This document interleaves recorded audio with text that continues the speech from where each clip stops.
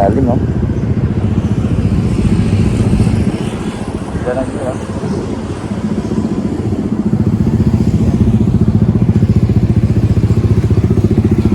So, pababa na yan dyan.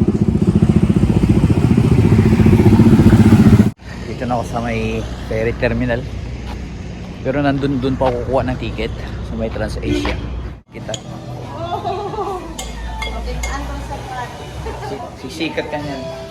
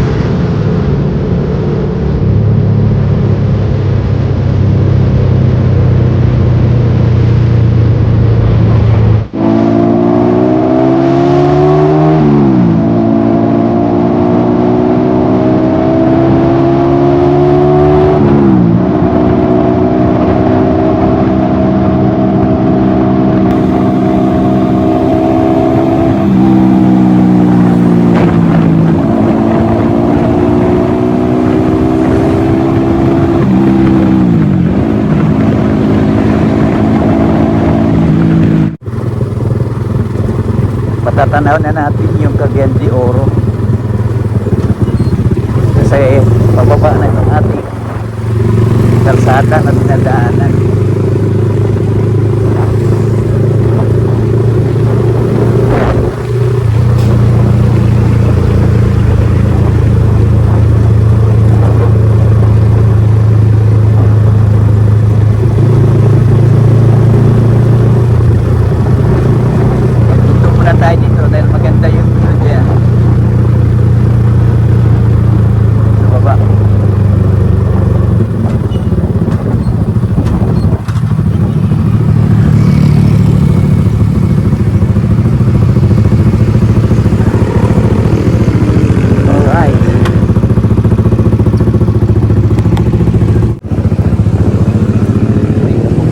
Dami kasi kable.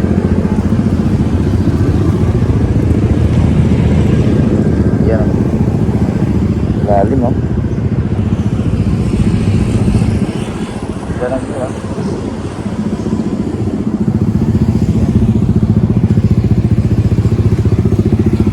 So, pababa na yan dyan.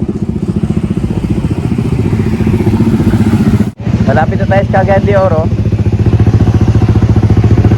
Baba na yung kalsada dyan. Siguro mga nasa 20 minutes nandun na tayo sa may Trans-Asia na port.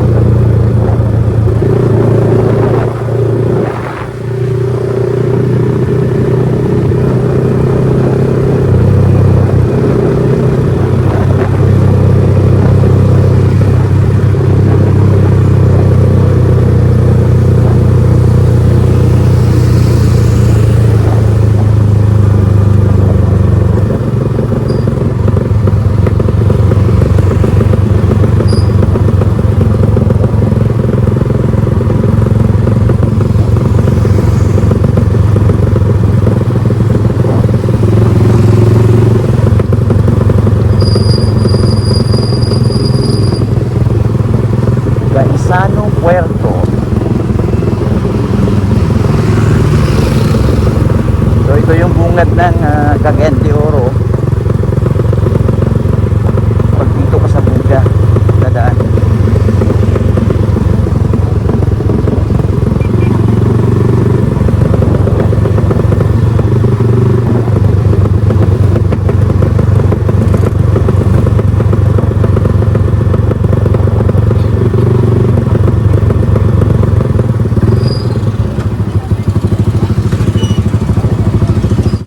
Ako sa may ferry terminal, pero nandun pa ako kukuha ng ticket sa may TransAsia. Ngayon magpa-photocopy lang ako ng ang lisensya. Nakalimutan ko magpa-photocopy kasi. Then asikasuhin lang natin yung papeles, ticket. Ito yung terminal. Then mag-breakfast tayo.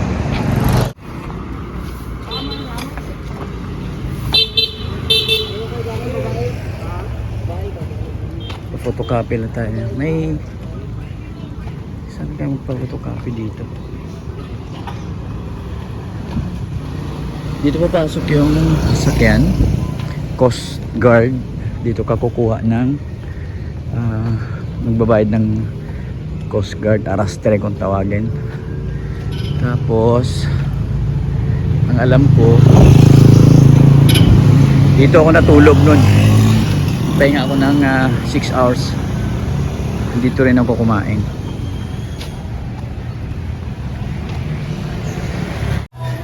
Dito rin ako kumain dati. Lautan o gitlog? Kanina lang ako kanang kinilaw. Kinilaw nga tuna. Okay lang dato tuna okay. Oo. Tanig tuna lang ako Pwede ra paluto. Burot na lang man. Oo. O kusa ka kanon nga kape, kape stick lang siguro. Kita. Oh. Okay, antong sapat. Sisikat ka niyan. Ug ano kanang toothpaste god. Palit og toothpaste.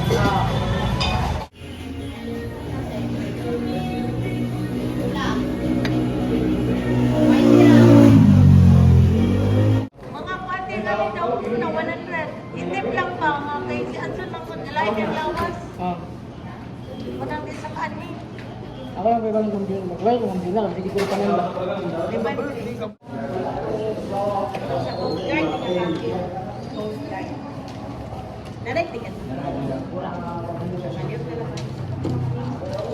Guide number 1.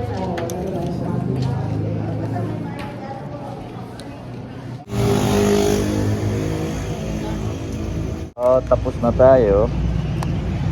Punta na tayo sa may Coast Guard. May babayaran pa tayo dun sa Coast Guard.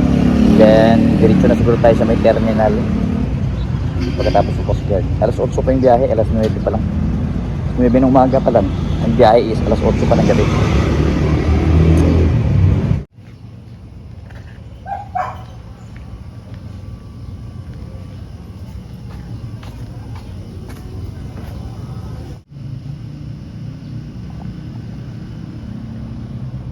Daan na tayo sa Coast Guard. Punta tayo sa may terminal na siguro. Doon na tayo mag relax. 8 pa ng gabi so pwede pang matulog doon. Yep.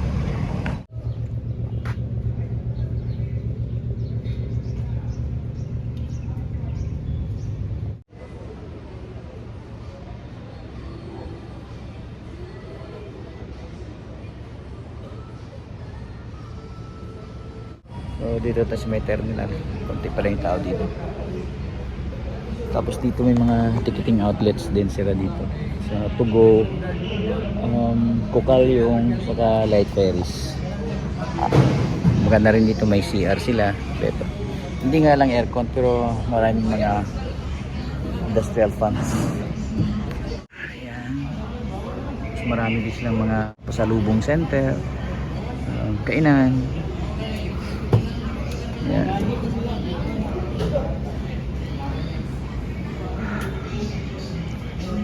CR. May charging station. So, dito na lang tayo tatambay.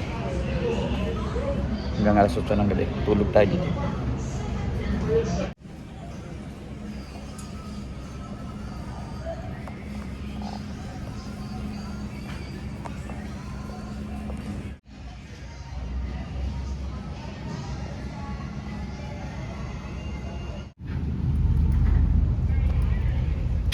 least nakapahinga tayo doon simula 10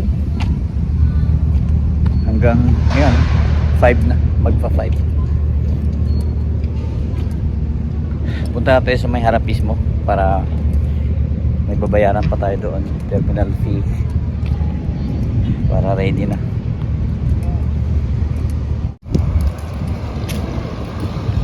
Hey Katya, so bili lang tayo yung babaonin natin dito. Yan na yung terminal, oh. Crispy King.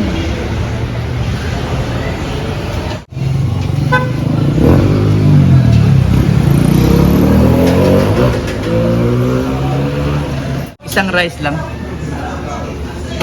3 chicken, saka 4 na lumpia. May sauce na yan? Okay. Pila tanan?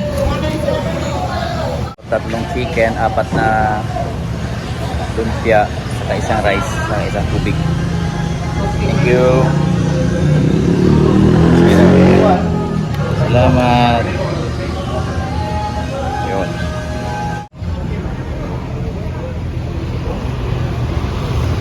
Daming nandito. Businesses. Dito ko natulog dati, oh.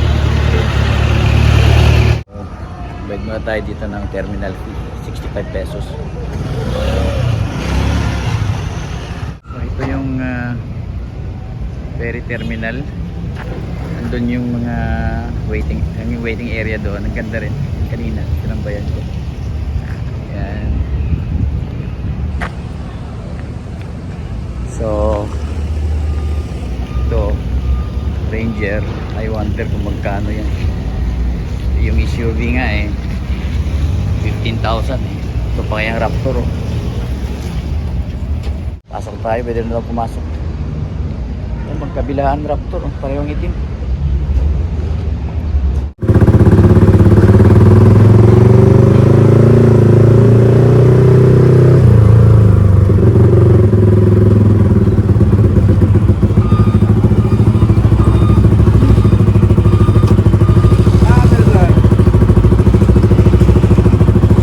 Di pa pwede?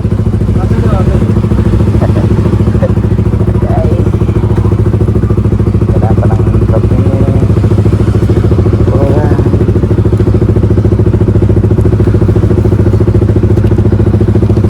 Yan yung barko, no? Yan yung barko? Cebu? Pero saan magtambay dito lang? Sa gilid? Ha? Wala. Kailangan mong ticket? Ah, okay.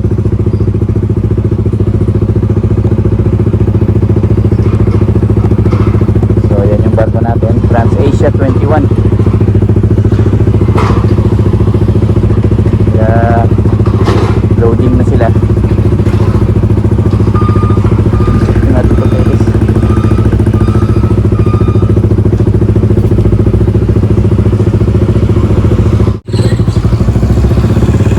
Barko natin, so dito tayo mag standby. Dito siya medyo handong ba? Handong.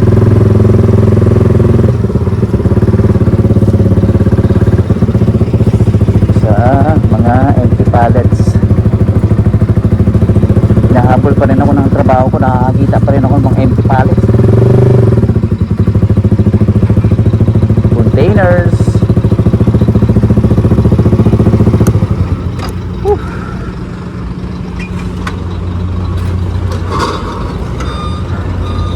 So lalaki din ng port na to. So embarkation na ng mga pasahero. Yung tao, yung motor wala pa sa mga sasakyan.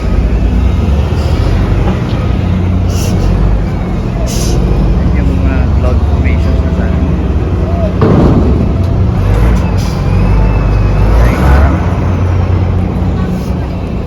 Ito na yung sinakyan kong last year, pero pa uwi yun. Ngayon papunta TransAsia 21. mga tao nandun na sa loob. Mga sasakyan na lang wala pa. Kasi nagkakarga pa sila ng mga kargamento nila.